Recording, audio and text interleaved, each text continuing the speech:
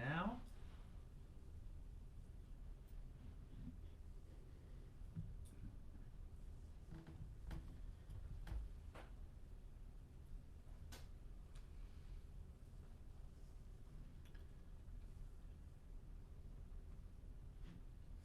Seconds.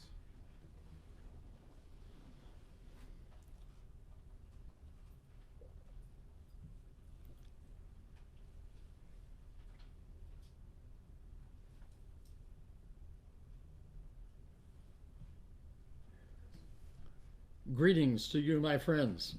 I am delighted to be with you. I'm even more delighted to have you with me, even if it is in this particular fashion. Several of us have gathered here in our living room, and I appreciate all of you who have come today to share this time live. And for those of you in other parts of the country, other parts of the world, welcome.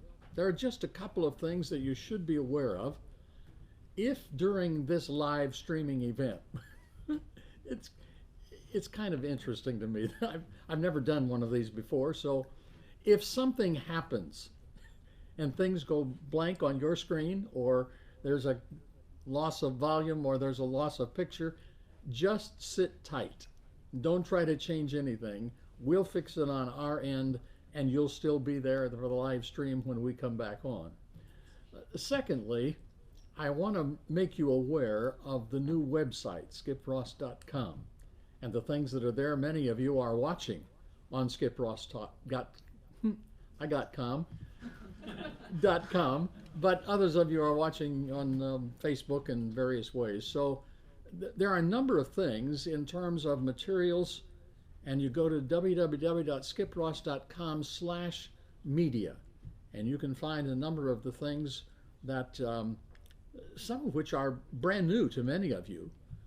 I, in fact, in preparation for our time together today, sat down and listened through all the way, start to finish, the first recording ever made of dynamic living in 1977 in Texas, as I recall. And Susan came in while I was listening, and I said, "Do you know who that is?" And she listened and listened, and then I giggled. And she said, "Well, that's you, but it's a higher voice." I said, "Well, yeah, I guess that's probably something that's happened to me over the years." So we're here together, and there are three foundational things that I want to lay before you as we begin our discussion today. Number one, God is God, and I am not. You say, "Whoa, wait a minute, I mean, that's right out front." It is, because that's who I am. And that's the only way I know how to communicate with you. Secondly, God is in control. Over the course of the last several months, I have learned that in a new way. And that's part of what we want to share with you today. The third thing is that God loves me. And I guess by extension, I would say God loves you. So that forms the foundation of everything that we'll talk about today. But I want you to be aware that we're going to meddle around a little bit in all sorts of areas of your life. We'll probably talk a little bit about parenting. We'll talk a little bit about marriage relationships. We'll talk a little bit about our business. We'll talk a little bit about your physical life and your spiritual dimension. We want to bring in all 6 major areas of life as we talk together today. But the foundation of all of it is those 3 thoughts. So we ask the question, first of all, why are we here? Why are we doing this? Where are we going with all of this? Why are you here? Why am I here? Why are you here? Those of you who have joined us.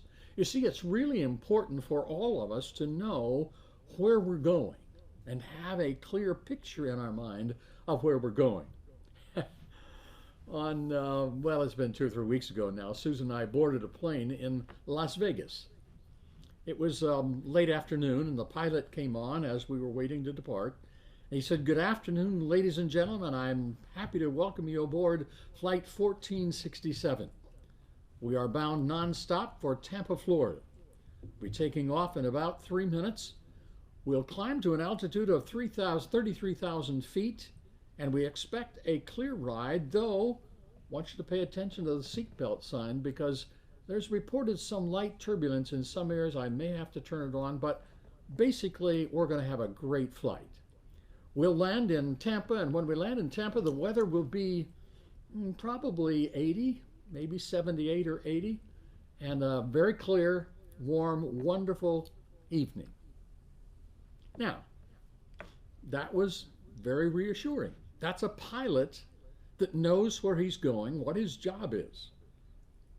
Pretend with me for just a moment. If we had gotten on that flight and the pilot had come on and said, "Good afternoon, ladies and gentlemen. We're happy to welcome you aboard our flight to who knows where." I don't know where we're going. I don't know how long it's going to take us to get there. I do hope we have enough fuel to get there, but we're going to have a great time while we fly. Anyhow, there's no indication of what the weather might be, but we'll have a good time. I tell you what, I'm getting off that plane. I'm not flying with a pilot that doesn't know where he's going. So I want us to know together in these short moments that we have together where we're going.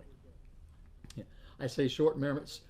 There's so much to say and so little time to say it today, which is a little bit different than the feeling I had earlier in the week, and I'll talk more about that in a moment.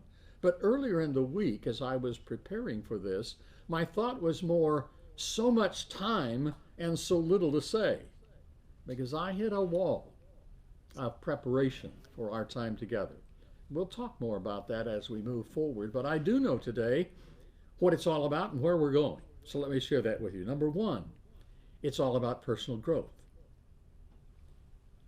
I'm specifically focused on my personal growth because I don't have a right to tell you how you need to grow or what you need to do, or I don't have the right to tell you what is the process for you to grow. So when I say personal growth, I'm talking about me personally.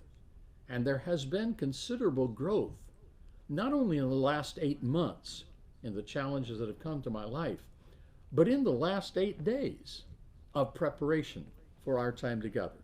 So we'll talk about personal growth. Secondly, we're all about today a communication connect. Now, there was a time just 8 months ago when I didn't know whether I'd be flying and traveling to other parts of the world, other parts of the country, and doing the speaking kinds of things that have kept me in touch with many of you. I didn't know whether I'd be doing Circle A again.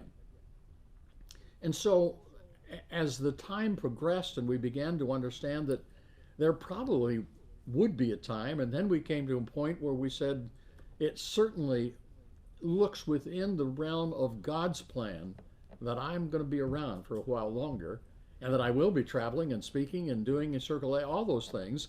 But in the meantime, in that interim where I have not been in touch with many of you and desiring to be so, the communication connection between you and me is a part of what we're all about today. I said to Susan in one of my blank wall times this past week, I sometimes feel like I've said everything I know to say to everybody that's going to be listening. What can I say to them? She said, "It doesn't matter what you say." Now, she said that in the very best way. She said, they just need to see you and connect with you and know that you're okay. So here I am. I'm okay. You're okay. We're connected. That's a part of why we're getting together today. Number 3 is a refresher on dynamic living. As I have thought about the question, does dynamic living really work? Most people, in looking at me, would say, well, certainly it does, Skip. And you aren't challenged in your life. You aren't challenged, so obviously it works for you. But when you hit the wall, does it work then? Of course, a lot of people never think I hit the wall, but I do hit the wall, and I have all my life for that matter, but more specifically in these last months. And so a refresher on dynamic living and what it's all about. I discovered that there are a lot of people who are familiar with it, who make reference to it from time to time, but there are many of you who are listening to me today that may never have heard dynamic living, or you have heard it at some point or another, but it's not something that's really a deep part of how you live your life. And so I wanted to just take a bit of time today to kind of review the basics of the dynamic living seminar. Number 4, we're here today to talk about what I've learned. Are there lessons that I have learned? Now, I'm not here today to tell you something brand new.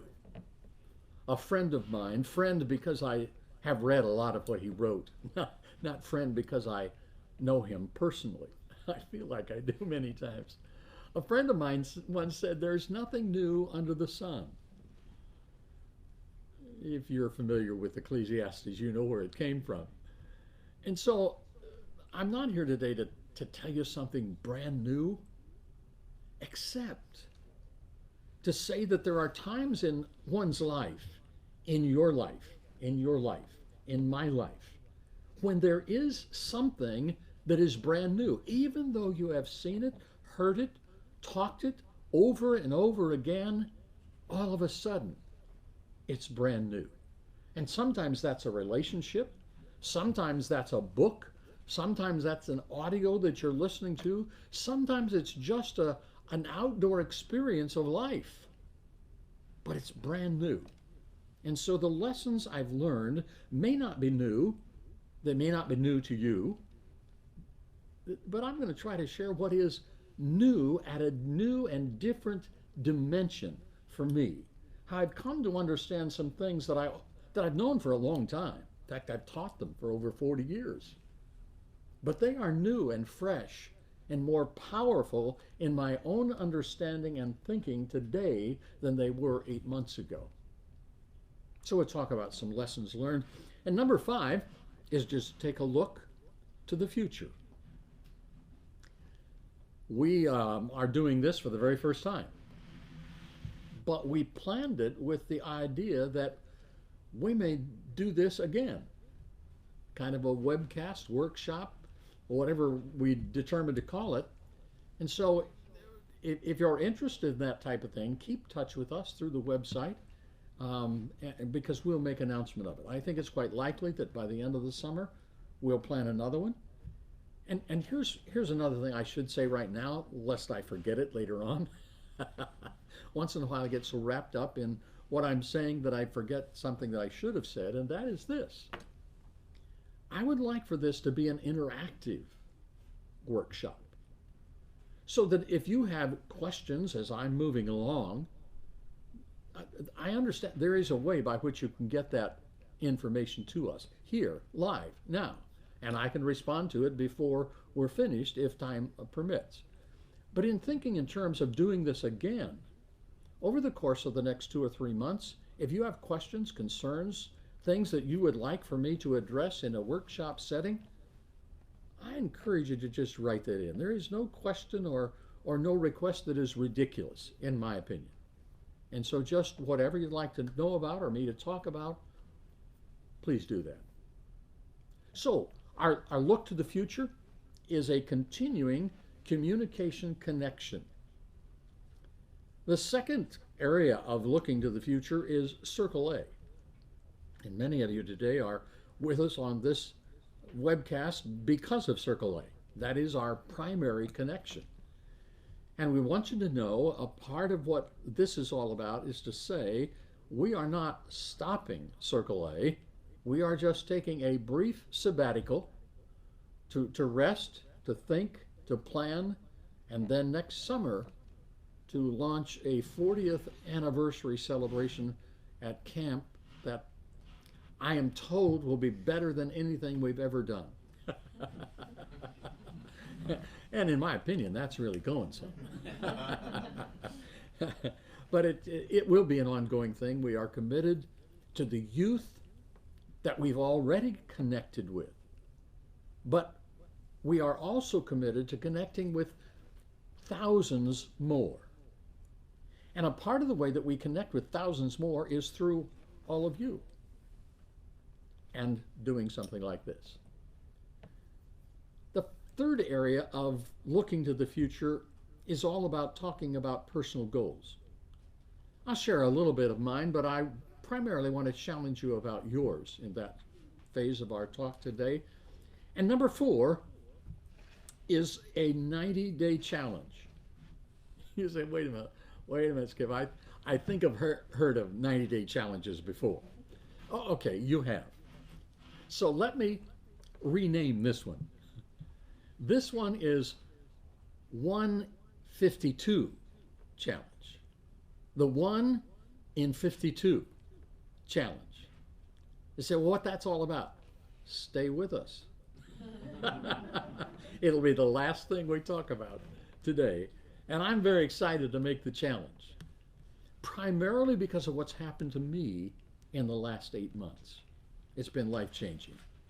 So let's talk about personal growth. By the way, I'm not sure that I said, yes, I am sure. I didn't say this, but I should have. About halfway through our time together today, we'll take an intermission.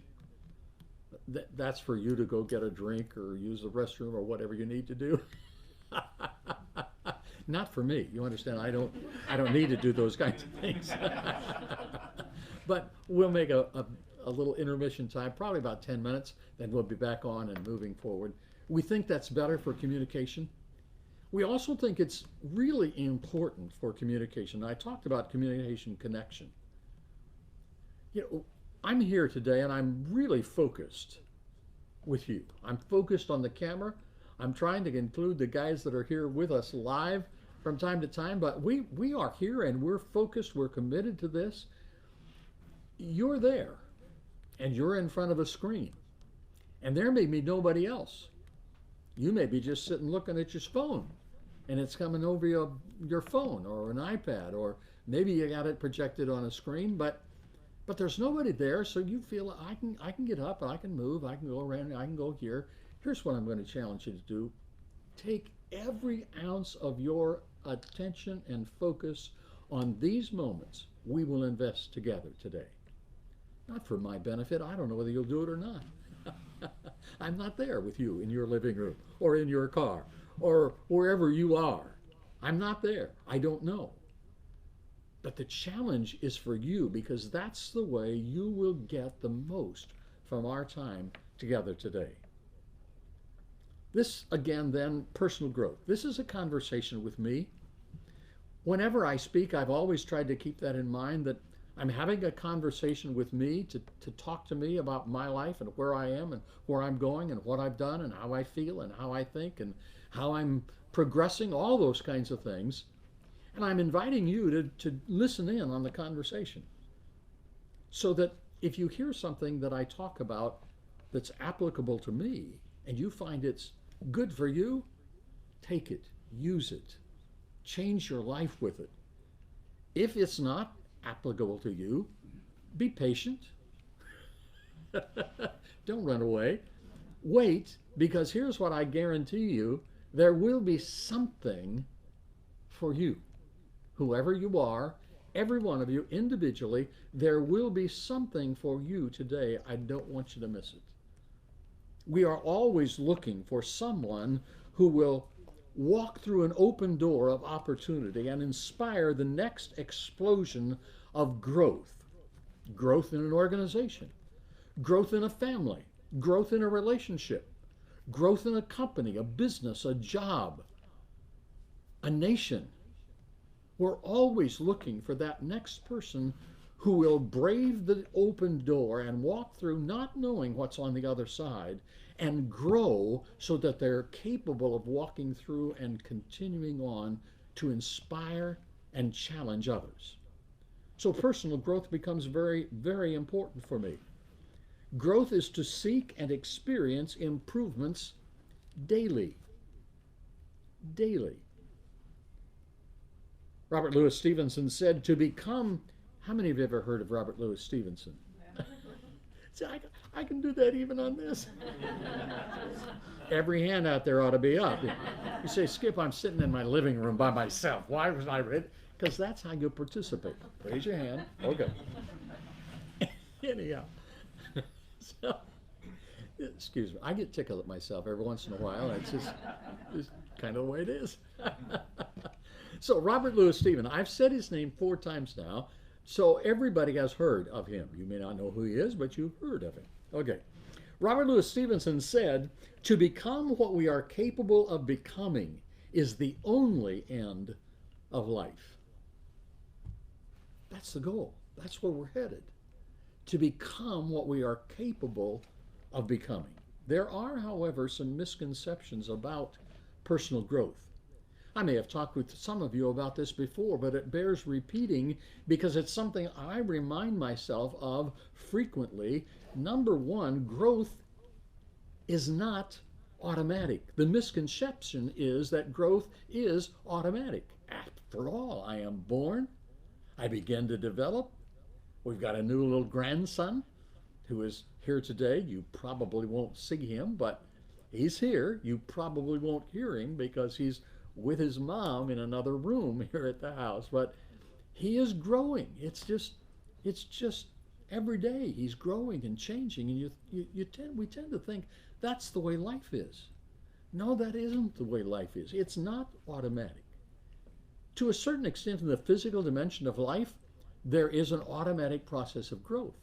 But that growth is either as it should be, as it could be, potentially because we feed the body as we should, we nourish the body as we should, we rest the body as we should, or that growth is stunted because we don't do those things. Nothing about growth, even in the physical realm, is automatic. And certainly in the personal realm, in the relationship realm, in the success and business realm, there's nothing automatic about my growth to become a better person, a more accomplished person, any more than there is for you. Another misconception that people often have is that growth comes with experience. Well, the fact of the matter is some never learn from experience. So we have to evaluate experience.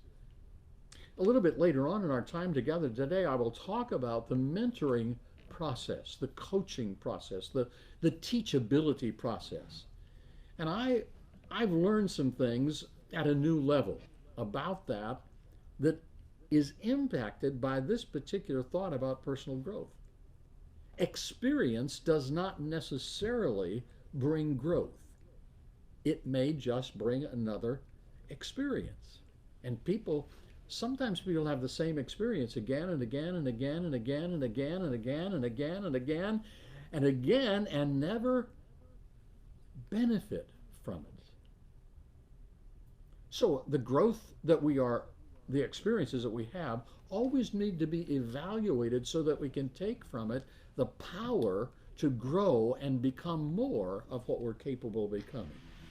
The third misconception is that growth comes from information. Well, there's lots of information. It is in this day, all you have to do is say Google or Siri, and you have access to massive amounts. Excuse me, my phone is here, and Siri thought I was talking to it. Go back to sleep. Anyhow, we have access to massive amounts of information. And there is the misconception that if we have access to it, we get it time and time and time again, that is what growth is all about. Knowledge doesn't guarantee growth. I wish it did.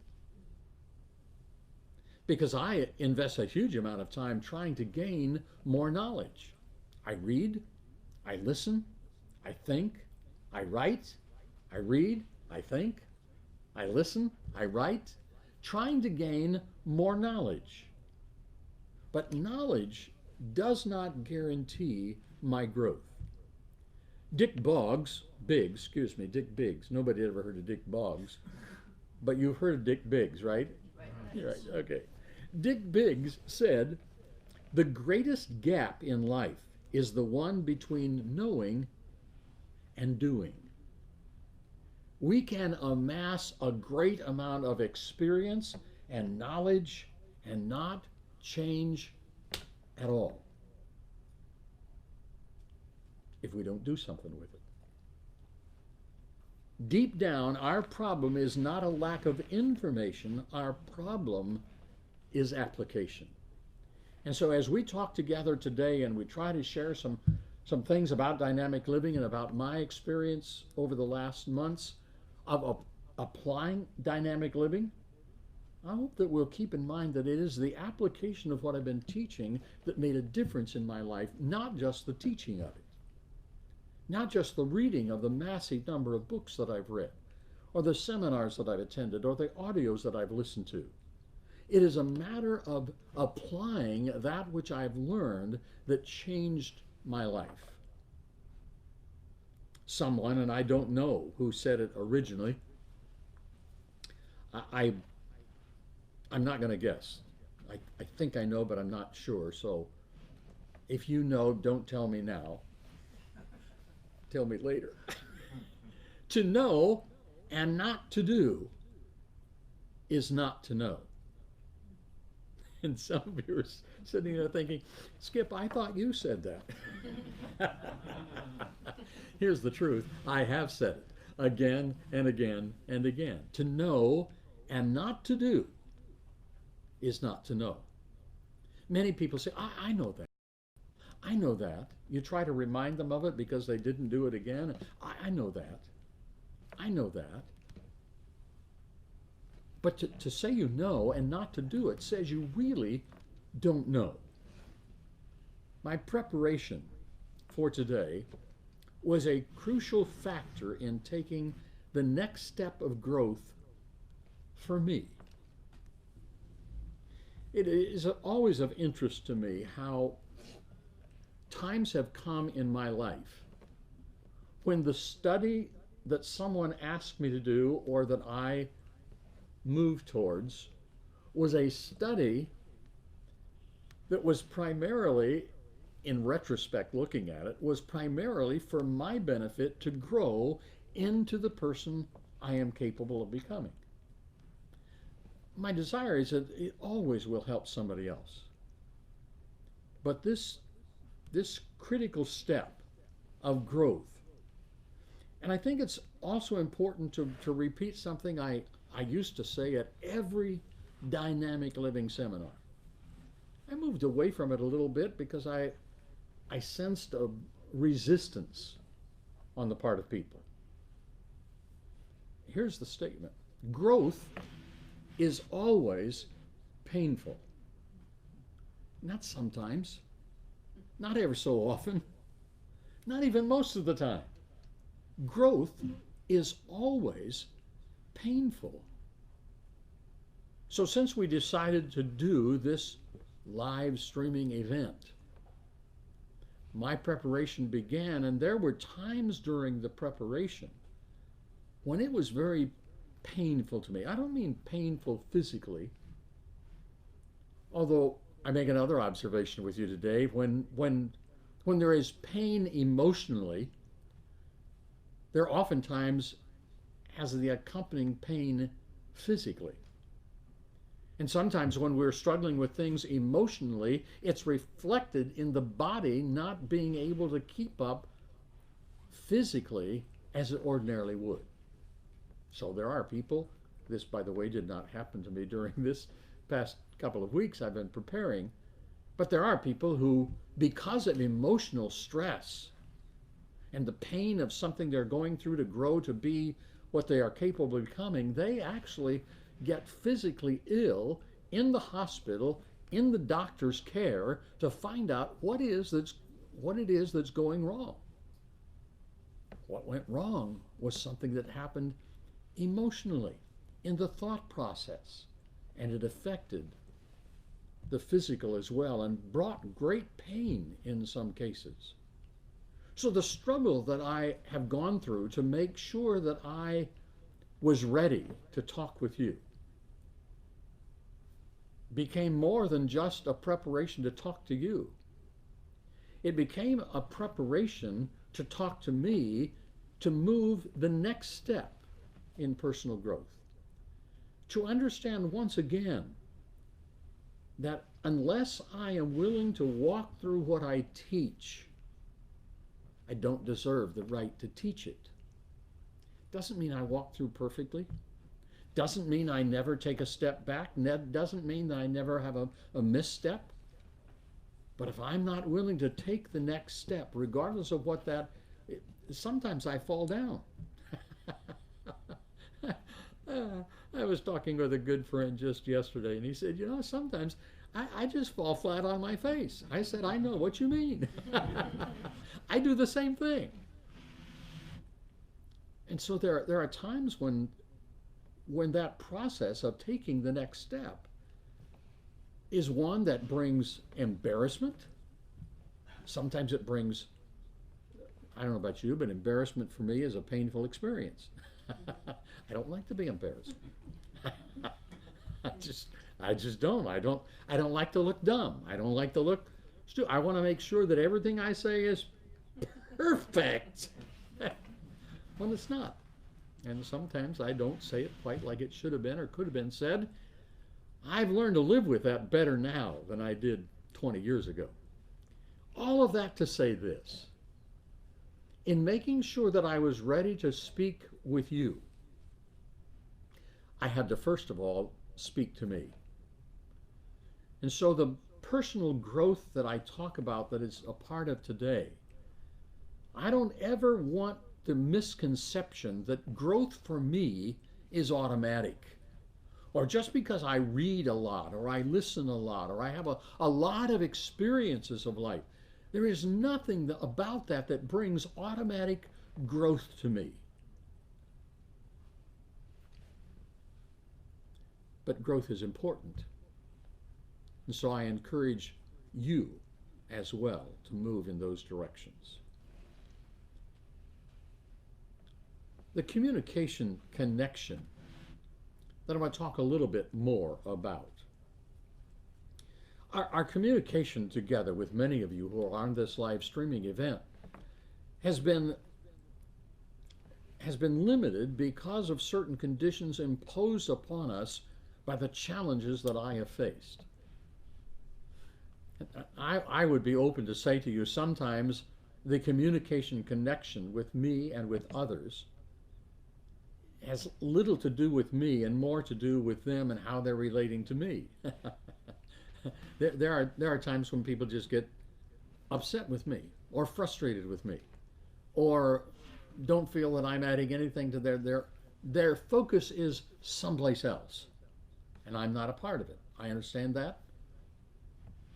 But the limitations imposed upon us during these last months, when there has been so little connection with many of you, has brought some real challenges for me, particularly when we start talking about dynamic living. And I realize there's a segment here where I'm going to talk about specifically about lessons learned, but from time to time I'm going to toss something in because I think of it as I'm talking with you. And then I've been challenged by some of the things that I have taught in dynamic living for years. Here's one. I have unbounded energy. I have said that so often. And I can tell you that 7 months ago, I was challenged because I didn't have enough energy to walk from our living room floor up the stairs, 20 steps to our bedroom up the stairs without stopping in the middle to regain some energy to take another step. It was a difficult process for me. And I began to understand that my statement, I have unbounded energy. Capacity is a state of mind. Have I backed away from that? No. I'm not backing away from it because I believe, I believe that history of using I have unbounded energy helped me during the process of gaining the strength back that a physical challenge took away from me. I think it's the same for you. I think you can experience the same kind of thing. So the physical challenge that came imposed a separation of connection for us, and we are grateful to be able to reconnect with many of you and to move forward in that way. The Circle A sabbatical part of this whole picture, I'd like to just say a few more things about that. Circle A, as many of you know, is the primary dream and focus of my outreach in life. And so when that was challenged in terms of my being able to continue it, that was not a pleasant experience for me. And as those of you who were with us last summer in Colorado, you know that I was already having some physical challenges at that time and was able to come and do the seminars and come to a meal every once in a while in the dining hall, a function here and there throughout the course of the week. But for the most part, I did the seminar, went back to rest and recuperate for the next speaking. That was a difficult challenge. And so as this challenge continued to develop and became more significant, we felt it was important because of what's happening with me, because of a new baby coming into the life of Stephen and Jenny, and things going on in the life of Chris and Melody. It was a good year for us to come together as a family, to bring balance in our life as family, to bring balance in our life in the physical dimension, to bring balance in our life in the outreach to others, and just say, for this period of time, this summer, we're going to take a little time and balance, balance, balance. And I think on the promotional video for this, I said balance, balance, balance, balance. It's a phrase I could hear myself saying from seminars for 40 years. I've been listening to myself saying that. You know, sometimes to know and not to do is not to know. And to know that balance is important is different than saying, I will take action on that. So we're taking this summer a sabbatical, and I think that the next thing in our communication connection today is to reaffirm once again our desire and our commitment to help you.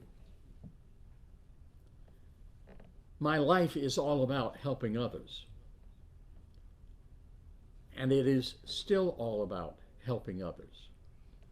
And so whether that be at a seminar someplace in the world at Network 21, or it be a personal counseling session of something that's going on in your marital life, or it's something that's happening at Circle A, or it's something that one of you is facing at school, one of you wonderful teenagers who's having a challenge at school, and I can be of help in that, I want to reaffirm and commit to all of you that that's what my life is all about. That's what I'm determined to do. I will do whatever is physically possible for me to do. I received an invitation to speak just 2 days ago, and it was an invitation to speak in Hawaii. I know that's a hard place to go, and some of you are crying for me right now. That, you know, but anyhow, the invitation was to speak while we are there, and the folks who were inviting me said we don't want to impose on you. If you'd rather just sit back and kind of enjoy the seminar from your seat and enjoy the beautiful, but we'd like to have you speak. Here was my response. I promised my Creator many years ago that whenever I was asked to speak, if it was physically possible, I would speak. I am physically able. You asked. I'll be there. So just that recommitment to say, God is good, He is in control, and He's given me however long it is to continue to outreach to you and to people that you know and people that I will meet. Next comes our our refresher on dynamic living. And I wrote a statement earlier today, just before things started. Sat in my office going over some notes, final thing, and I wrote this down. Why does it so often take a crisis to focus on purpose and priorities? Why is that? I believe you have experienced that. I know I have experienced that. That my focus on priorities and my purpose in life is so much more, I started to say focused, I just said focused, didn't I? Well, it's focused now than it was even a few months ago. Now maybe even more than it was just a few weeks ago. Why is it that it takes the crisis of life in order for us to focus on what life is really all about anyhow? Now, there are lots of things that we could say about it, lots of things you could say. It's a busy time, it's a busy world, it's a busy. I agree. But here are the three questions. These came from another experience of my life, and some of you will recognize it. Wouldn't it be better? Wouldn't it be smarter? Wouldn't it be wiser to live life in the focal center of purpose and priority all the time? That was my question for me before I walked in here. Here's my answer. Yes. And if you agree with me, why don't you just say yes? Yes. Two of you? Yes.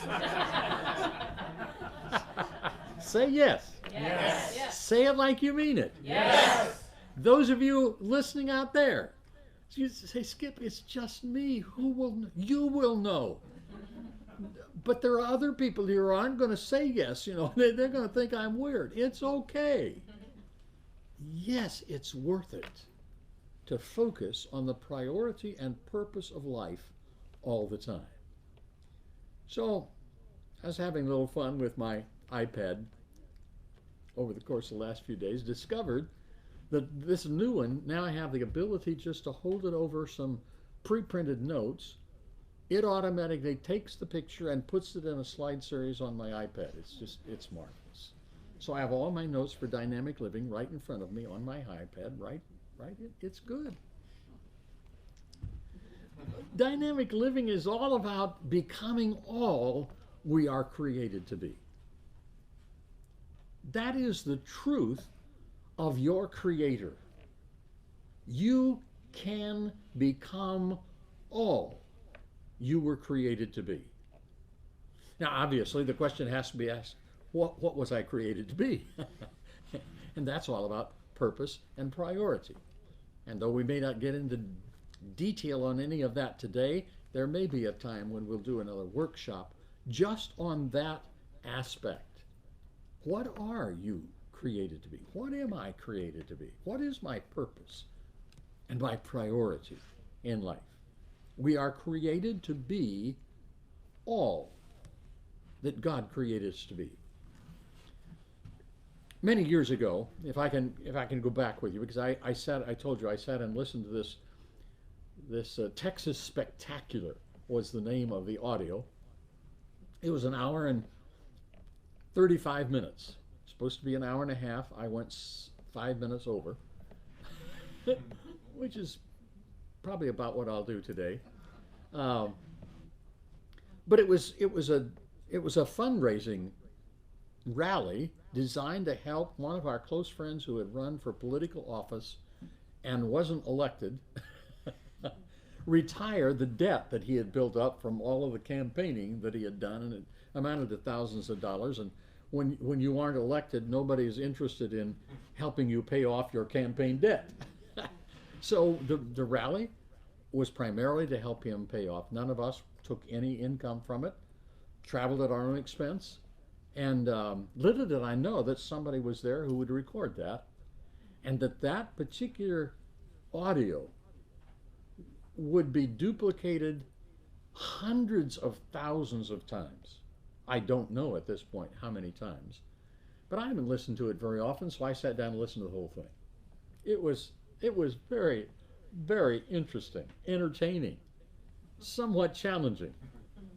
And I was reminded of the meeting that I organized and invited the speaker to come in and speak, who during the course of his speech to 800 of my business associates, he said, "You have right now exactly what you want." And I said listening to this was somewhat challenging to me because in the midst of listening, I'm thinking to 8 months ago when I received a printout from the doctor telling me exactly what was going on in my body. And I said, now wait a minute, how does this fit together? You have right now exactly what you want. Over the years, I've come to understand my meaning for that. I don't know what he meant by it. He is long gone, doing other things. But my understanding of it has become this. At any individual point in my life, I make decisions. I make choices. You make decisions. You make choices. Every time I make a choice, the choice I make is one that I believe will make me happy. Now, sometimes they are conflicting choices. Sometimes there are difficult choices. Sometimes one has almost as many disadvantages as the other has. Sometimes one has almost as many advantages as the other. But I make a choice, and I make the choice on the basis of what I believe will make me happy.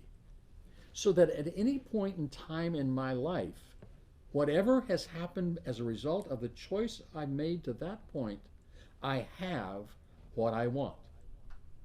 I can change it, but at that moment, I have exactly what I want.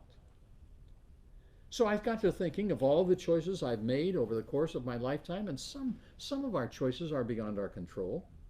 DNA and heredity and some of those kinds of things may have inclined me more towards a certain disease than other things, but I've made choices all of my life, some of which were really good about my health and some of which were not good at all.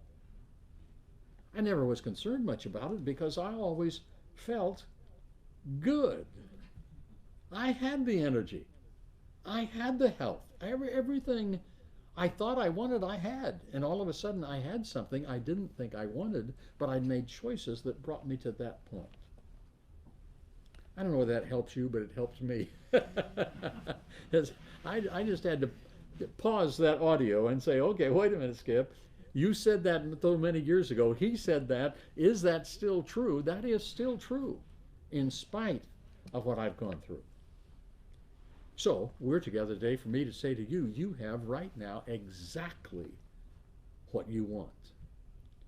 And if you back off and you say, whoa, wait a minute, let me look at this and analyze, I don't think you're right, I would encourage you to just say, Skip, you're right, but I can change it. Because you can. So, over the course of reading and studying and trying to prove the guy was wrong, I discovered he was more right than he thought he was. There was more to this whole process than he thought. And so I developed over the course of time a seminar called Dynamic Living. Many of you have been in attendance. Many of you have listened to it. Some of you watched video of it. But let's just review. For we who are here today and we who are here today and those who will watch this on the website tomorrow or the next day or a month from now or a year from now. The formula of dynamic living is this. DL equals GGE plus PS times PSI. Now, I don't know about you who are listening with us from various parts of the world, but the people who are sitting here with me right now, nobody jumped up and down, nobody screamed, nobody hollered, nobody applauded. I'm a little put off by that because this this is my one major original contribution in life. and I'm applauding, I'm celebrating, but at any rate, DL, dynamic living. I'll define it for you in a moment. Dynamic living equals God-given equipment, GGE, plus PS, the principles of success, times PSI multiplied by the power of a proper self-image. The truth of the matter is everybody has God-given equipment. Everybody. Everybody. You have God-given equipment. You are uniquely created. And you only can appreciate that if you oh, I'm supposed to talk to me, aren't I? Skip. You can only appreciate that you are uniquely created if you refuse to compare yourself with other people. I can't appreciate my uniqueness if I am constantly comparing myself with others. I had a challenge with that for many years of my life. Can I be real honest with you today? Yes. Yes. Good. Hopefully, at home you're saying the same thing. I still struggle with that. Comparing myself with others. I even, you know, confession is bad for the reputation, I'm told. But on the other hand, in keeping with what I want to close our time with together today, you'll understand why I'm saying it right now. And that is, living a life of integrity forces me to say, even in this last 2 weeks, I was faced with that challenge. What could I say to you that would be worthwhile, that would be better than what somebody else might be saying to you? Fortunately, I am now able to catch myself the moment I start to veer on that road. And simply to say, Skip, it doesn't matter. That's not the question.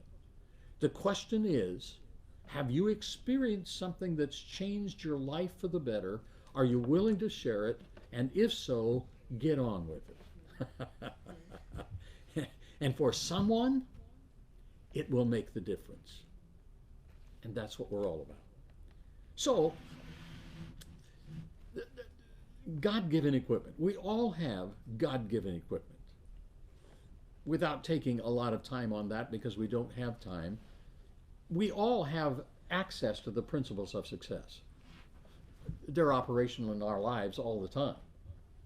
Most people are never told what they are, so they don't know how to use them for their benefit. Much of the time, the principles that bring a successful conclusion in life are used to hold people back rather than to propel them forward. And as we just kind of chat about a few of those in a few minutes, you'll begin to understand and see how that's true. So the principles of success are as certain as the law of gravity that says if I step off the roof of my house, I can say I don't believe in gravity all the way to the ground. But when I arrive at the ground, I will have to say, yep, it still works. That is, if I'm able to say it. It still works. Gravity works. So, principles of success. As I was listening to the Texas Spectacular, I found myself listening to me saying there are 8 principles of success. That's what I originally understood. That's what I applied. As the years progressed, there became 10 principles of success. And I taught that for years. Right now, I understand there to be 12 principles of success. And if you've not been with me recently, you don't know the last 2, and I may or may not get to them today. I may leave a little something to draw you back the next time. Okay, the principles of success. So, we all have access to the principles. We all have God-given equipment. Then why are we not all equally successful and productive and building loving, wonderful relationships? It is that final ingredient, the PSI, proper self-image, that is the multiplying power of the formula. So that if I don't believe I've got God-given equipment, or if I am using the principles of success to my detriment rather than to my benefit, my image of myself will multiply the effects of all of that to my life, and there'll come a point in time when I will say to myself, self, if this is what life is all about, why live it? I don't think I can keep going. And the desire to end life is more profound today, and a higher percentage of people today than it was when I started teaching all this years ago. It, quite frankly, is sometimes even glorified to end life. It is becoming okay in the eyes of some to get assistance to end life. Life wasn't meant to live that way, in my opinion. And so the proper self-image is the final thing that we'll talk about. Dynamic living, what's it all about? Dynamic living is that kind of a life which is filled with joy and happiness all the time, free of fear, free of worry, continually in the process of accomplishing worthwhile goals, and is totally well adjusted in life's 6 major areas, which include business, home, social, physical, mental, spiritual. Is that the way you understand life? For some of you, it's yes. For some of you, no. For some of you, I don't know. For some of you, well, I would add, and it's okay. However you want to feel about it. That is my understanding of life as it was designed for me to live it, and that's my goal.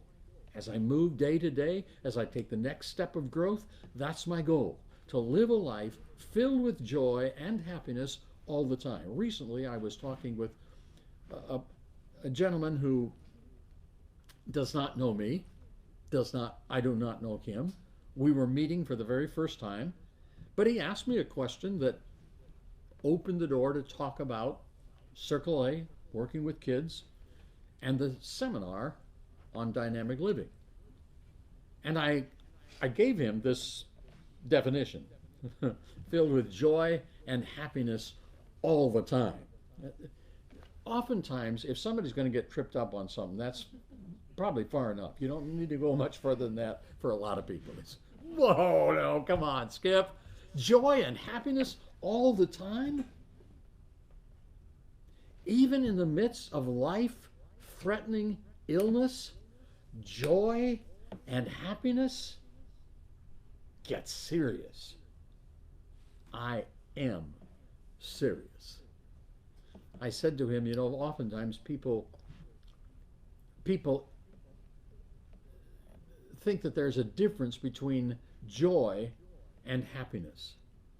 And I agree that if we wanted to really push the definitions, if we had 3 or 4 hours to talk about the difference between joy and happiness, we could find a difference with which many people would be more comfortable than they are simply by saying as I do here.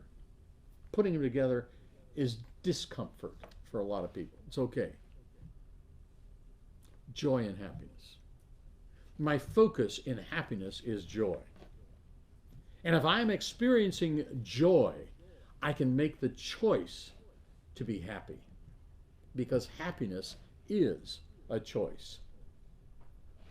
Okay, free of fear, free of worry, continuing the process of accomplishing worthwhile goals, totally well adjusted in life's 6 major areas: business, home, social, physical, mental, spiritual. It appears to me that may be a good point at which to take a short break. We'll be back in about 10 minutes. You will have a drink of water, do what you need to do, come back. We'll be here.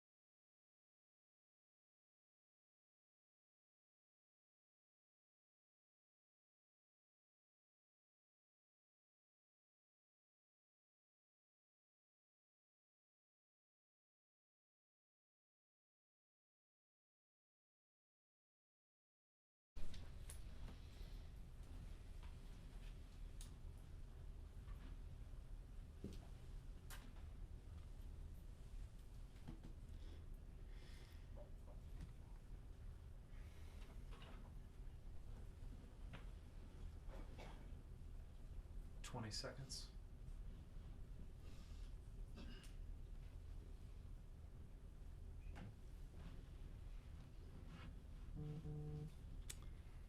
And welcome. We're still 7 seconds, sorry. Sorry. 5, 4.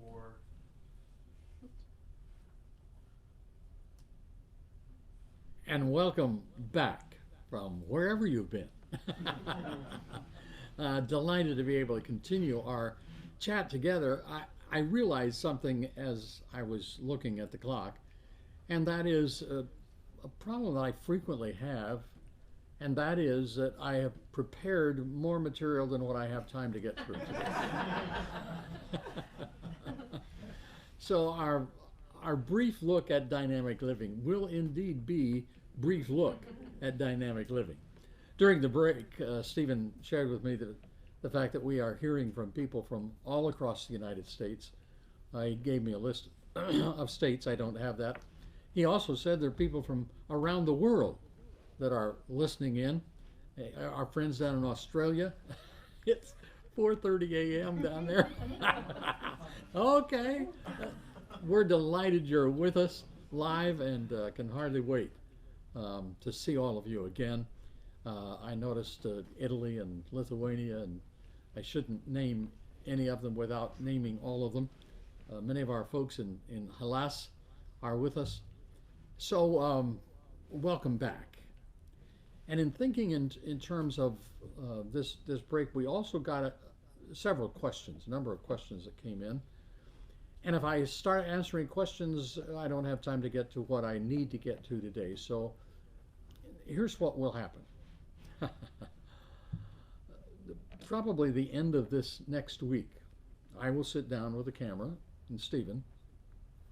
I will go through those questions and I will answer those questions. It will be posted on the website. So if you've asked a question, just go to that. It won't be long because they're not going to be a massive number of questions. But if you've asked a question, go and take a listen. There is one that I may not get finished this week because I think it's a little bit more detailed. It will take probably a whole workshop to answer one of the questions that came in. But outside of that, if you had a question, you sent it in to us. I will sit down, and Stephen said, "Are you sure?" I said, "I'm sure. That's what I want to do." So that's what I will do. So back to the dynamic living seminar and a kind of review, continuing the process of accomplishing worthwhile goals. If you aren't accomplishing the goals that you think you wanted at some point in time, then take a look at your value structure. Because the values by which we live our lives is where our goals come from. So if you are accomplishing things that are not bringing joy and happiness and satisfaction and significance in life, then it's time to take a look at the value structure that produced those goals, those dreams, those desires, and find out where is the conflict. Because you and I are designed as goal-seeking people. And we are designed to have goals that bring joy and happiness to our lives. And if we are in conflict between the goals that are being accomplished and the joy and happiness of life, then it's time to come back and say, okay, what is the value structure upon which I have based these choices and these decisions? Most people, as I think I've said to many of you, set goals backwards. That is, they take a look at what everybody else has done. They take a look at their own abilities and they say, okay, on the basis of what I know about others, on the basis of what I know about me, at this time, I will project to the future. I will set my goal backwards. Decide what you want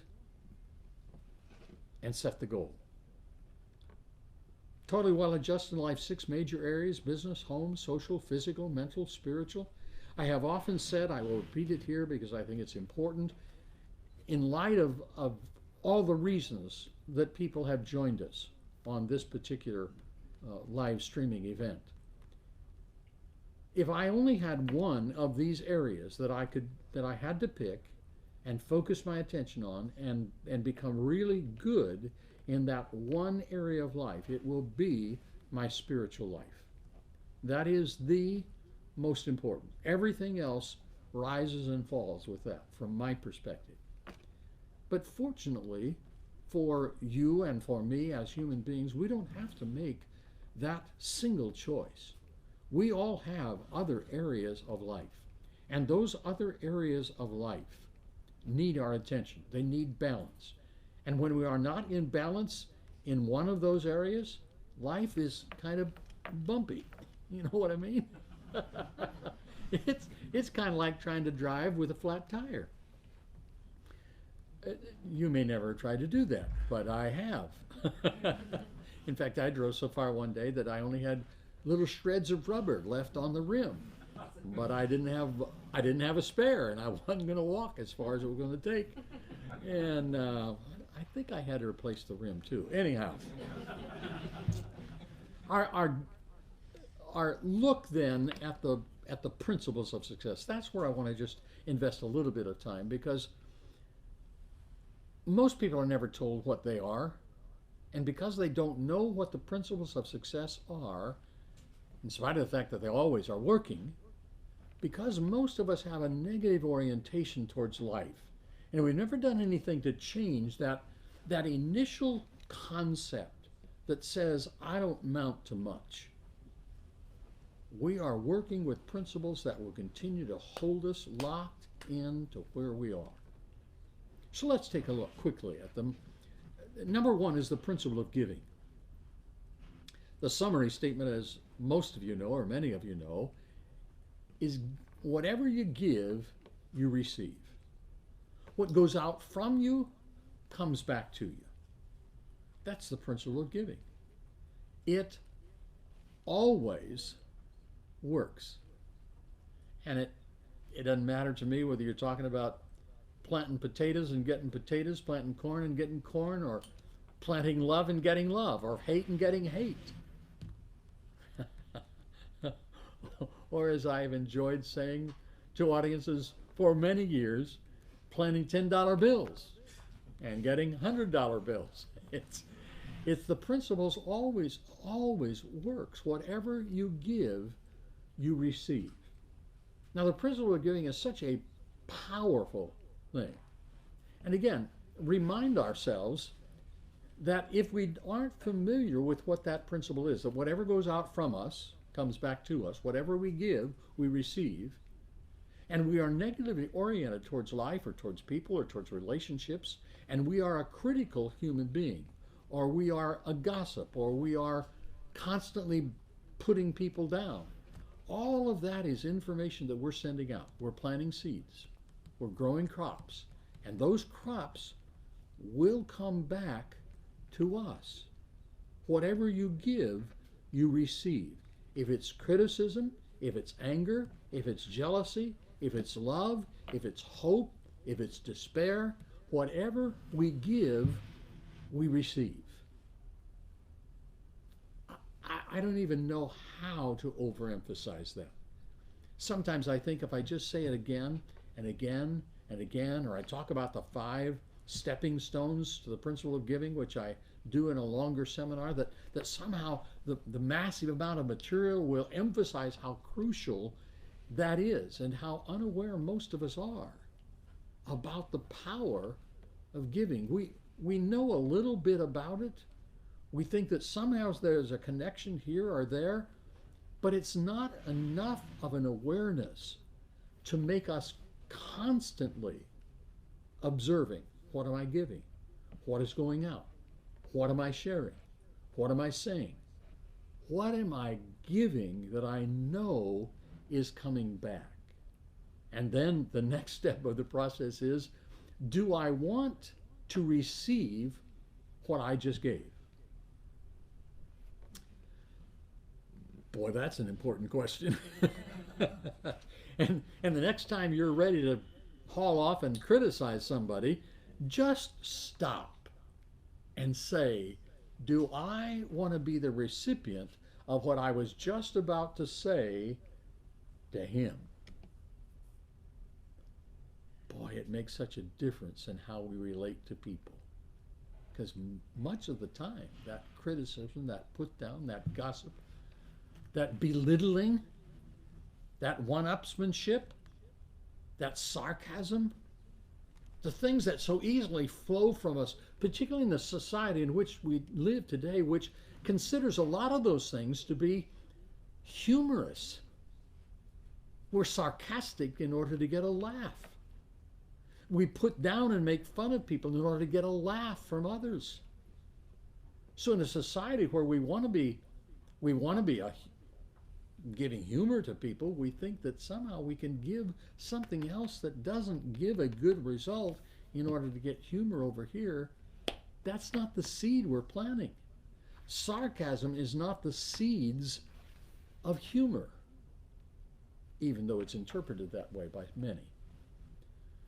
Again, if we had a long time, we'd go into a lot of those details. I challenge myself oftentimes.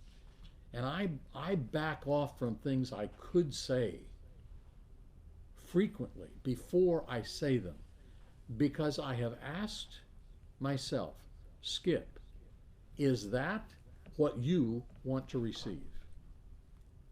If somebody else was about ready to dump that on you, would you receive it with open arms? Would that be a source of encouragement to you? And if I decide that's not something that would be of encouragement to me, then I cannot afford to give it to somebody else, because sooner or later it does and will come back to me. The second principle, and again, as I was listening to this Texas Spectacular, the second principle was the law of vacuum. And it's a good, I mean, it was a good phrase. It didn't really say what I wanted to say after I began to understand the principle better. Create a vacuum in your life, because nature abhors a vacuum. And when one is created, it will do everything it can to fill that empty space. Well, the principle of exclusion is what we talk about today, and that's all about getting rid of what you don't want in order to make room for what you do want. We've had lots of fun with people over the years, and I do it ever so often myself. I did it again just recently. I'm not as good at this as I should be in terms of accumulating things, books, books, and books. And the other day, well, probably 3 or 4 weeks ago, maybe a little longer than that now, maybe a couple months ago, I stopped myself and said, you know, if I want new books, if I want to be reading something new, I really need to get rid of some of the old ones, because somebody else will find those new and they will enjoy them. I've read them, I've gotten what I need from them. Why not move them on? So there were boxes of books that left here, and there are still boxes to go. But it makes room for new. Get rid of what you don't want. I used to have a lot of fun, as I started to say, with clothes. You know, get rid of what you don't want. You got something in your closet you haven't worn for a year, get rid of it. Give it away. Donate it. Find somebody, and this is a thought that has hit me frequently. I walked into my closet recently, and I looked at some shirts, and I had golf shirts. I love to play golf. Haven't played much golf in the last 8 months, but I'm ready to start again. And I looked in my closet. I have 38 golf shirts. I could wear a different golf shirt every day for 38 days. And here's the thought that hit me. There are kids in our world today. There are people in our world today who don't have one golf shirt, who've been wearing the same shirt for 4 years, 5 years, 8 years. Why not give what I don't need and want so that somebody else can enjoy? Because that process, it's inevitable. It always works. Here's what I know. within a matter of, I don't know, maybe a day, maybe a week, maybe a month at the most, there'll be a new golf shirt hanging in my closet. And maybe I will have bought it, and maybe somebody will have given it to me. But the principle works. Get rid of what you don't want. Clothes is a fun one to talk about because almost everybody I know would like to have some new clothes. Not room for new clothes until you get rid of the old clothes that you aren't wearing, using. Now, fun to talk about clothes, fun to talk about books, fun to talk about other material things, not so much fun to talk about attitudes. But that's really where I want to go with me. I want to say, Skip, what attitude do you have that you could get rid of in order to make room for a better attitude? Here's what I want you to know about me. That is a constant process. There's not an assumption on my part that I somehow got a good attitude 30 years ago and I still got a good attitude. As I got a better attitude, I became aware of parts of that attitude that could be even better, more compassionate, more understanding, more loving, more receptive. There are lots of areas of attitude that I can continue to improve on, but not as long as I'm holding on to the bad attitude. I can't be more loving if I'm holding on to bitterness. I can't be more accepting if I'm holding on to rejection. So get rid of what you don't want in order to make room for what you do want.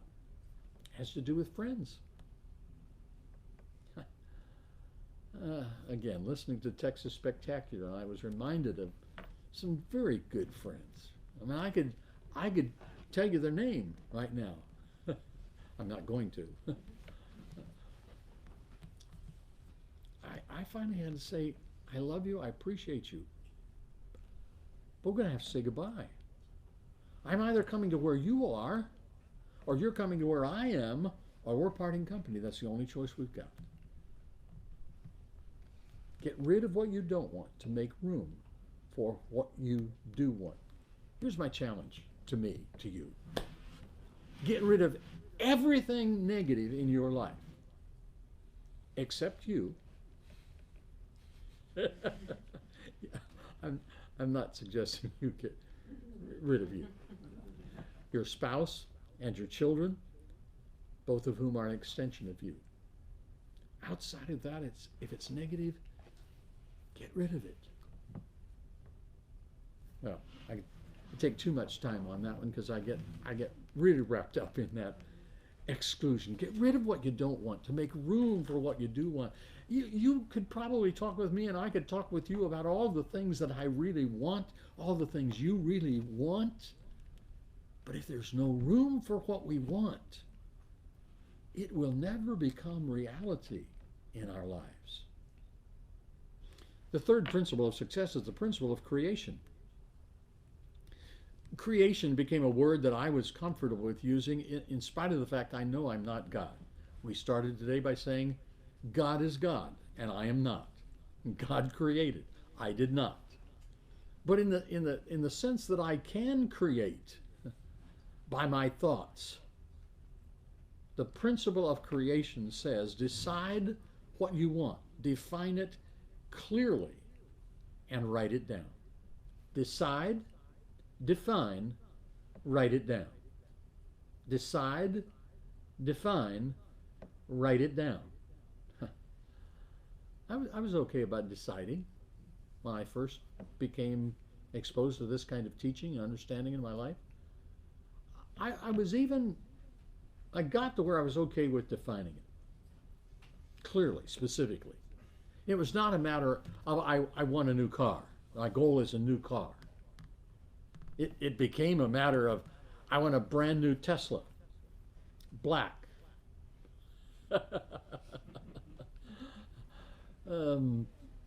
White interior, drive itself.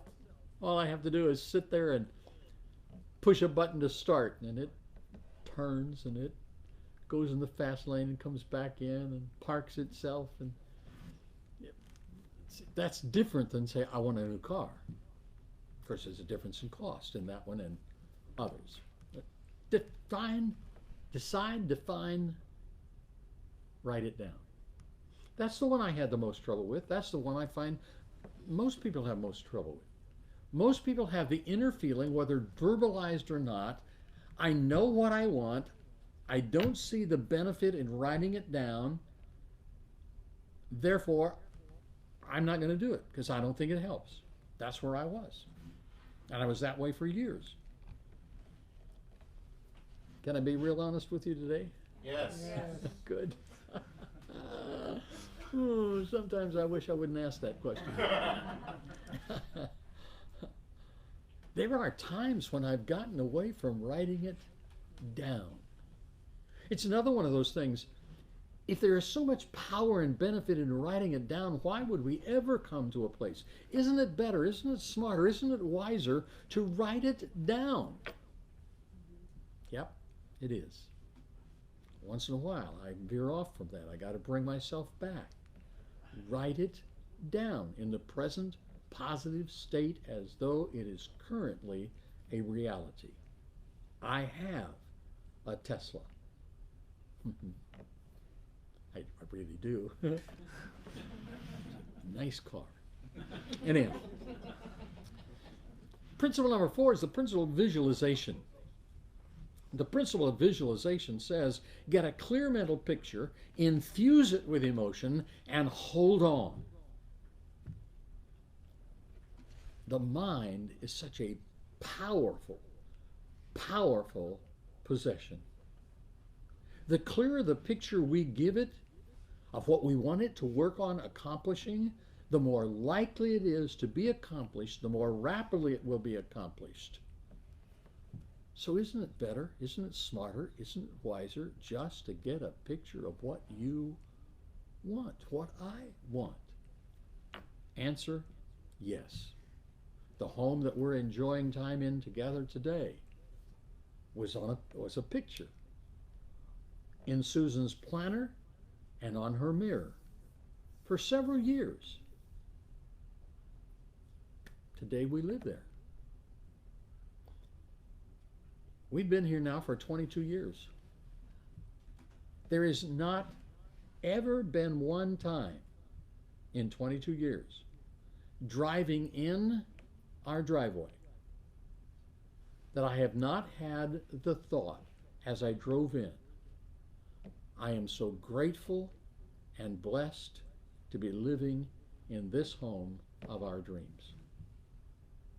That has to do with some other principles that we'll talk about, but it was a picture. Visualize it. Infuse it with emotion. See yourself in it. Feel yourself in it. Whatever it is, car, home, whatever it is that's a part of your list. Number 5 is the principle of command. The principle of command says, thou shalt decree a thing out of thy mouth, and it shall be established unto thee. Now, I say it that way because of Texas Spectacular. That's the way I put it in those days. I was very conversant with King James in those days. And I'm still conversant with King James today, but I put it more often in these terms. Whatever you speak out of your mouth will happen. So watch out what you say. What you say is what you get. There is no way that I can emphasize enough, again, with this principle, how powerful it is and how little attention most of us pay to it. We let things fly. We speak things in the moment. Where the moment of anger, the moment of frustration, the moment of joy, the moment of whatever it is, we let it fly without thinking about what we have just said. And if literally whatever you said became reality in your life instantaneously, believe me, we would take more caution about what we say. But it isn't instantaneous. In fact, many times it's just slowly over a period of time that we hardly realize there's a change taking place. That would be true on the positive side as well as on the negative side of life. Number 6, principle of action. We made a little reference to this earlier, but as a summary statement, it says, do it now. Do it now. Procrastination is one of the major energy robbers in the life of any human being. And I have seen the effects of procrastination in my own life. I have seen the effects of action in my own life. Again and again and again, and action is the principle that I want to live by. I am a person of action. I do what needs to be done now. Not next week, next year, next month. Now. Now, now, now. Number 7 is the principle of faith. The principle of faith, again, I go to my biblical background, that faith is the substance of things hoped for, the evidence of things we cannot see. I can see this book, by the way. This is a book many of you would have never seen, would not be familiar with. But many of you have heard me talk about that first day I sat down to write out a description of the kind of person I want to be. It's in this book. It's a calendar. But it's what I had available, and I just started writing. Several pages, 33 characteristics of who it is I want to be as a person. Most of those are reality in my life today. Others have been added. I can see this book. But faith says, I can see, I can experience, I can interact with, I can take action upon even that which I cannot see. Faith becomes the substance of it. I don't have to see the book to know that the description of my life is written down in that book. Number 8, enthusiasm. Oh, when I was reminded in my listening and study this week of a gal by the name of Dottie Walters. Dottie Walters was a professional motivational speaker that I listened to in those early days of my growth in this area of life. And Dottie Walters said, you have to have enthusiasm.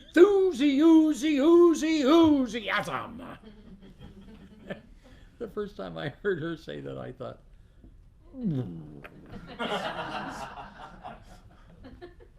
not me. I have to have a little bit more control of myself, my environment. I am reserved. I am not flamboyant. I am not all sorts of things. Well, I don't think that screaming and hollering and jumping up and down is necessarily showing enthusiasm. I believe it's one of the expressions of enthusiasm. But enthusiasm, it's really more a matter of giving everything you've got to everything you do. That's what enthusiasm is all about. Everything you've got to everything you do.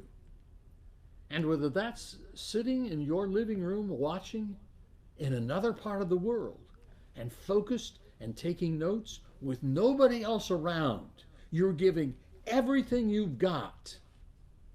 Or those who are here in this room with us, who it's a little bit more important, a little bit in terms of other people around you to be focused on what I'm doing up here. And if you're just sitting alone in your living room, nobody watching, nobody knows. But enthusiasm says, doesn't matter what's going on. I give everything I've got to everything I do. When When I'm trying to express my appreciation to somebody, I give everything I've got to that process of expressing appreciation. It's not just a thanks. There is a difference between investing ourselves in everything we do and just going through the motions. We all know that, feel that. Number 9 is the principle of self-discipline. Self-discipline says do it anyhow. Do what needs to be done when it ought to be done, whether you like it or not. Boy, there are things in life that you and I may not want to do. Self-discipline says, do it anyhow. Do it anyhow. Number 10 is the principle of persistence. Persistence says, I will until. I will until.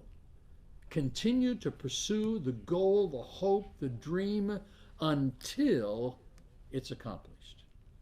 That's the principle.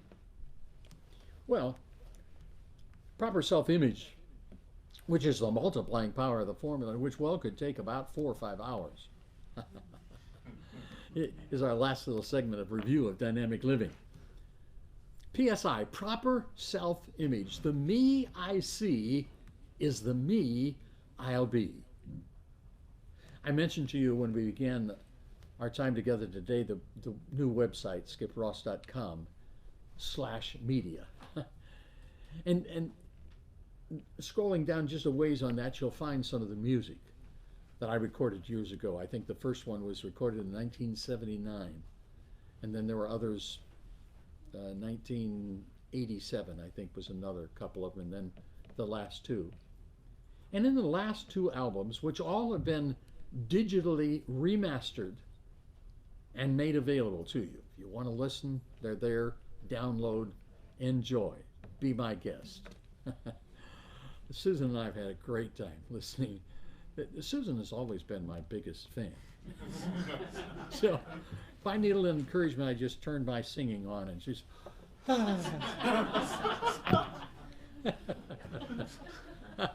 every other singer in the universe is compared to me. So he's got such a clear tone, like you. He enunciates so you can understand like you. So we've had a great time listening. There is a song, the point of all this, there is a song on there written especially for me by Dave Williamson, a good friend of mine who was the composer-conductor of the orchestra for the albums that I did. And it's all about the me I see is the me I'll be. And I think it's a great song, and I wish I could still sing it. I can, in a little lower key. And there must be somebody listening to me today that can tell me the best software to get to lower the key of tracks so that I can sing whatever I want to sing once again. The singing voice has come down like the speaking voice has as well. I am what I am is what a lot of people say. What difference does it make who I think I am? It makes all the difference in the world. That picture that we have of the person inside of us is the self-image. Who do you think you are? Everything you think, feel, and do is always consistent with the person you believe yourself to be. That's a direct quote from my friend Zig Ziglar, who's gone on now to his reward, but he affected the lives of hundreds of thousands, including mine. The person you believe yourself to be is crucial to everything else in life. And you will never do anything, think anything, feel anything that is in contrast with the person you believe yourself to be. So the concept of developing your own self-image, it is constructed. It's not automatically given to you at birth. The image that we have, the picture on the inside, is constructed. And there are 6 steps that go into that process. We'll just briefly review them and take them more in detail at some other time. Number one, understand the source of your self-concept. Where does that come from? Where does the picture that you have, that I have inside of me, that you have of you, where does that picture come from?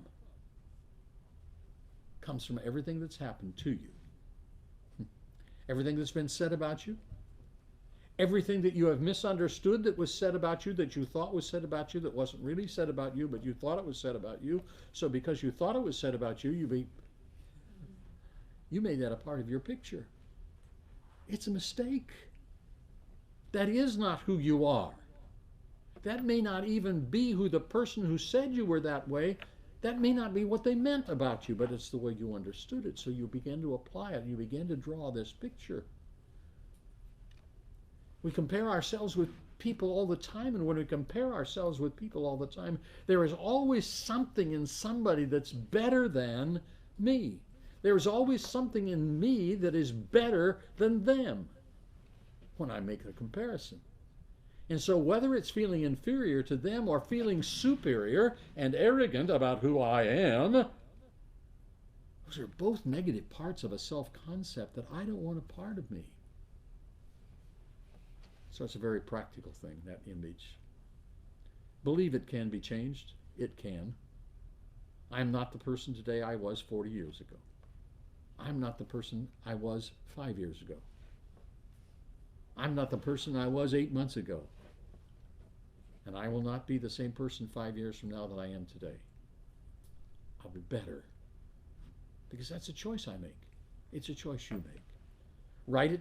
Decide what kind of a person you want to be is number 3. Number 4 is to write the description of that person down. And number 5 is to invest time with that person every day. You say, Skip, how do I invest time with the person I want to be every day? You read what you've written. You spend time with the person you believe yourself to be every day as it is. By the way you think about yourself. By the way you express yourself. You're investing time every day with that person. Get deliberate about investing time with the person you want to be on a daily basis. And the place where the person you really want to be is best defined is where you have written it down. Invest time every day. Read it. Read those things out loud every morning, every night, every morning, every night, every morning, every night, every morning, every night, every morning. Stand in front of a mirror, look yourself in the eye, read the person you want to be. You say, Skip, come on. Really? In front of the mirror? Nobody around? Just me and myself and I? Yep. That's the one. Here's what I want for me. Because I want it for me, I want it for you. I want to fall head over heels in love with the person I am capable of becoming. I want you to fall head over heels in love with you so that you are not vindictive and self-judgmental. And because of that which goes on bad about you inside, it begins to boil out on other people. Number 6 is to be patient with you. And I will move on to finish my time with you. I think, here I am. So the 4th part of our time together today is the lessons learned. Lessons learned. I found it difficult at times to verbalize that. I found it more difficult to write it down. I would get the idea and then I would think, well, yeah, but I knew that. So let me just share 2 or 3 thoughts with you. Number 1 was to become more profoundly aware than ever in my life of the power of relationships. I saved this part to last because I had a feeling that I might have a little emotional reaction to this. I have on my desk next to me today this book, which is a book that was put together by a number of our friends and associates from around the world. in recognition of my 80th birthday. I know I'm 26, but it's the fourth journey to 26 is better than the first journey to 26. I'll tell you that for sure. And so this book is just an expression of their relationship with me. I can't tell you how powerful that's been, how encouraging, how uplifting, how the infusion of energy and hope and health that came as a result of this. And as emotional as I get about that, I get even more emotional about the relationship with my family. I have always been a rather private person. And though I have a loving relationship with my family and have all of my life, there's still a part of me that was me. It was personal, it's private. And when I got the information from the doctor saying I had stage 4 cancer with metastasis into a number of parts of my body and a very aggressive form, I said, here is a time for one of those principles that I've begun to learn, which is number 12, by the way. The principle being that of integrity.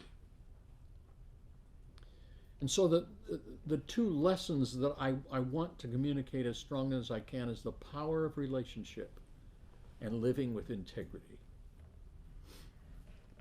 When I got the news, I can tell you straight out without hesitation, as honestly, as filled with integrity as I can, that I read the report knowing that that is a report that sends the vast majority of people into a state of panic and fear from which they seldom recover.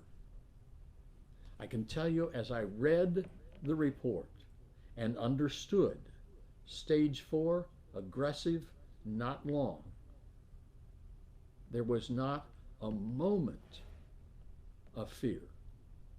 Not one. Not even a blip. Why? Because for years I have assured myself, I have repeated again and again, there is no fear in love.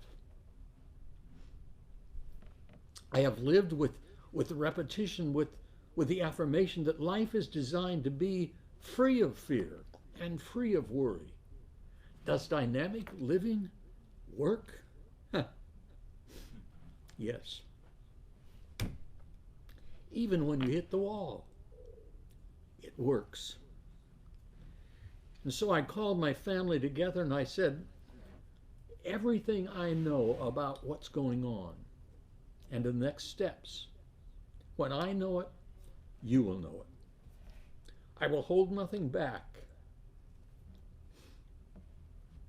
I was not aware at that point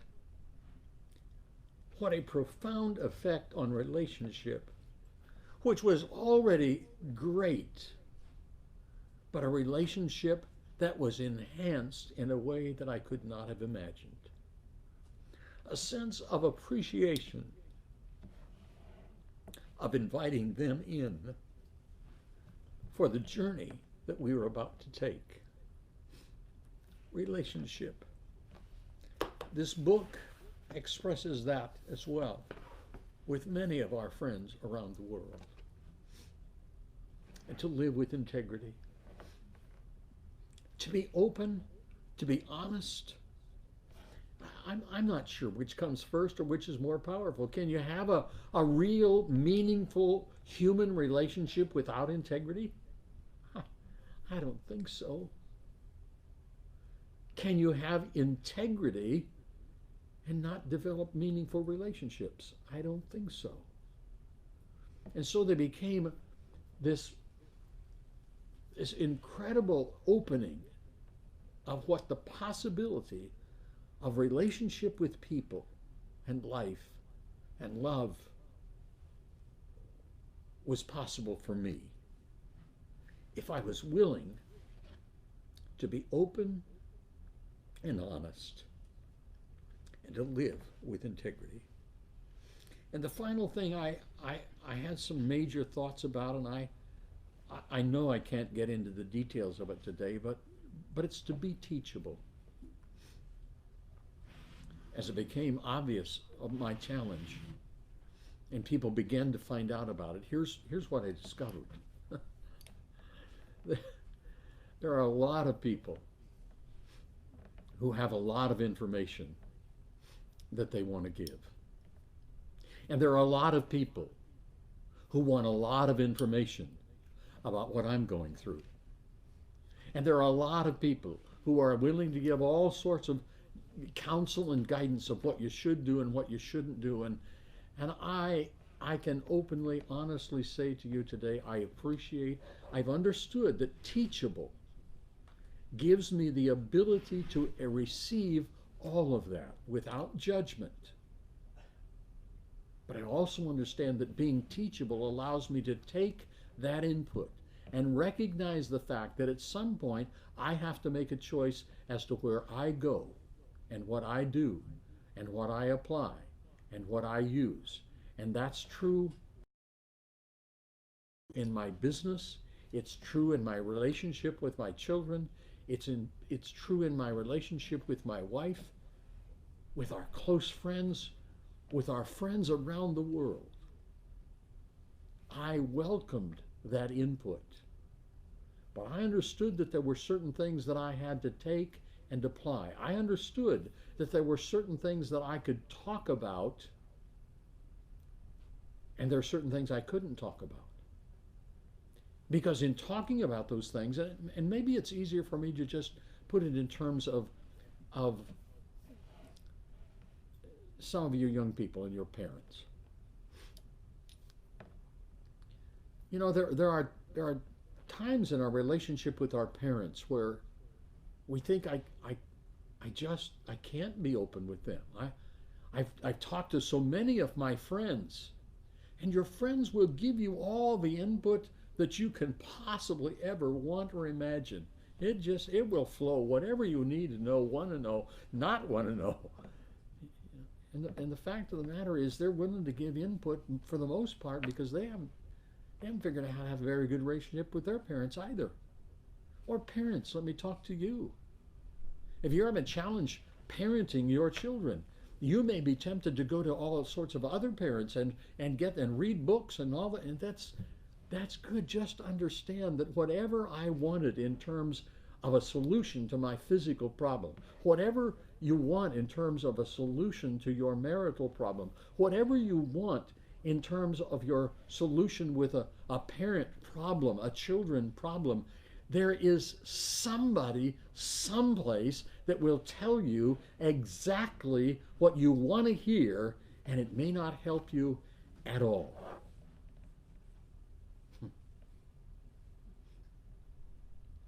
So I had to learn to receive, to be teachable, but then to be accountable for the information that I received and the faithful, habitual application of that information to my life.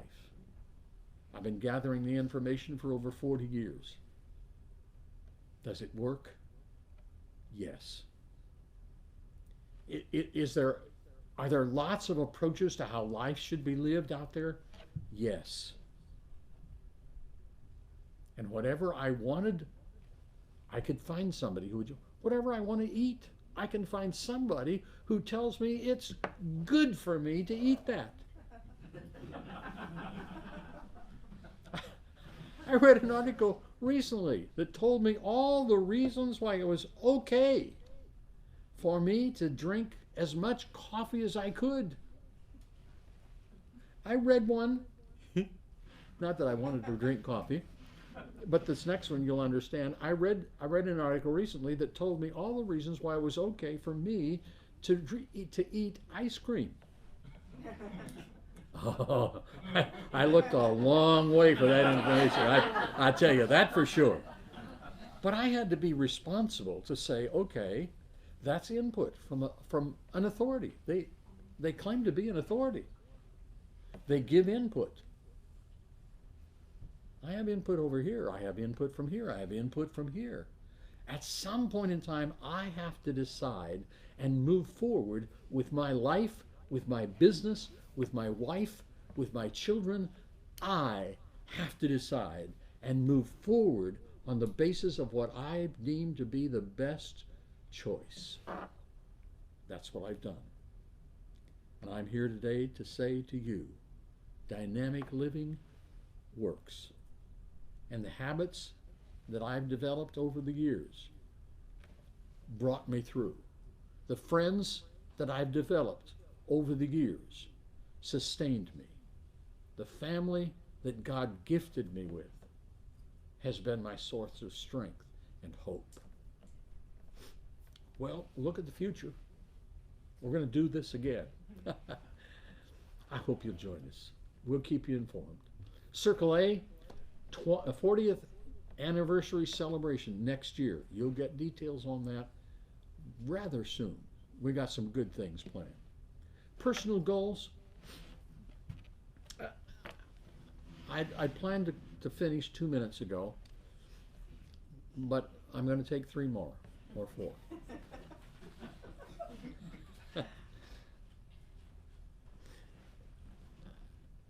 I have written goals for years, and I've accomplished a huge percentage of those. There are certain goals that I have written that nobody has been aware of them except me. Even a couple of them that Susan would not have been totally aware of. And I can tell you that one of the goals, and this is for those of you who are familiar with our business, and one of the goals I wrote down years ago is that my dream was to speak again at the Network 21 National Convention. I had not spoken there for 15 years. I spoke all over the world, but I had not spoken in North America. 15 years. That was on my goal list. Nobody knew that. On the day that I received the information that I was in stage 4, I received an invitation from Network 21 to speak at the National Convention with the assigned topic of how to overcome fear. I have some other goals. You know, when you've written a goal that seems so far out that you come to a point where you say, that's never going to happen. Do you come to that point? Is that a helpful point to? I found that's not a helpful point for me to come to. I have a goal that I wrote down years and years and years and years and years ago. It's still on my goal list. It does not appear for many, many reasons that this one can physically happen, let alone everything else that would need to go with it. It's still there. Why? Because it's a source of inspiration to me. It's a source of hope and strength. Even though it may not be possible, it's still, every time I think about it, that feeling rises within me, that hope, that strength. That's what you do with dreams that are still out there. You don't give up on them. You say, well, Skip, come on. What is the, all right, I'm going to tell you. I shouldn't do this. Years ago, I wrote down on my goal list, I am singing in the Sydney Opera House.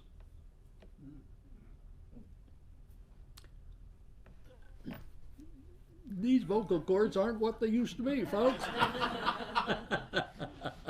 And the Sydney Opera House is a long ways away. Is the goal still on my goal list? Absolutely. Is it likely that I'm going to sing there, do a concert there? Not likely. Not within the realm of how most people look at things. Am I going to take it off the goal? I have another one to record another album. Just hymns.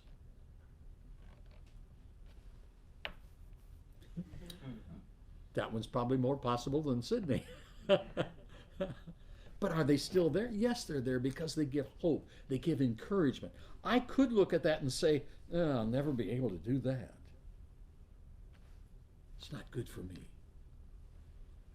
It's my final thought for our time together today. Here's my final challenge. I said it was a 90-day challenge. I changed it to actually it's a 152. This is a book put together by my friends of great and wonderful things that they had to say about me. And I got it before I died.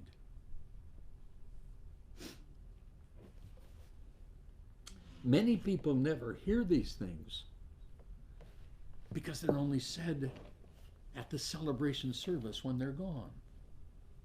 Here's my challenge. Every week, 52 weeks, find one person in your life. Each week, one person, 52 people. Maybe it's the same person every week for 52 weeks. It's all right with me. Just one time every week for this next year. Find some person and tell them what they mean to you.